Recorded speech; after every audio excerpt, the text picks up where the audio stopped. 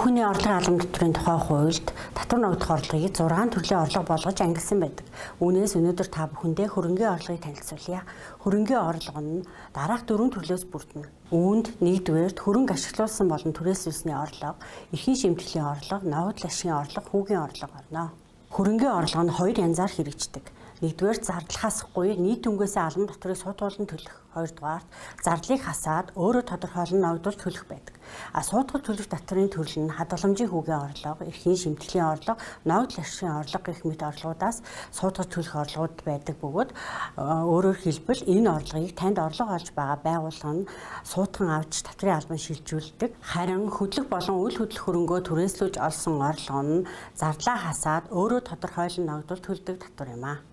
Татвар төлөгч та хөдлөх болон үйл хөдлөх хөрөнгөө бусдад ашиглуулсан болон түрээслүүлж орлого олсон тохиолдолд хувь хүний орлогын албан татврын тайлан гаргаж ирүүлнэ. За үүний тулд захим татврын системд иргэний бүртгэлийн дугаар болон нууц үгээ ашиглан нэвтрэн орно. Тайлан цэснээс тайлан тушаах хэсгийг сонгож хувь хүний орлогын албан татврын тайланд руугаа нэвтрэн орж эхлээд хадгалах товчийг дарснаар мэдээлэл оруулах боломжтой болж тайлангийн маягт маань бэлтгэгддэг. За тайлан хугацаанд олсон орлогоо хараалцах авсралтанд тусгай мэдээллийг хадгалан тайлангахад бэлддэг. Мөр нэмэх товчоор орлогоо оруулж өгөөрэй. Тухайн хөрөнгийн орлогын хавсралтанд тухайн хөрөнгийг ашиглаад олж байгаа орлого болон тухайн орлогыг олоход гарсан нөхцөл шаардлагыг хангасан зарлыг хасаад гарсан дүнгээсээ 10% татвар төлдөг. Хөрөнгөө ашиглаад олсон орлого ба зардал нь төлбөрийн баримтаар баталгаажсан байна.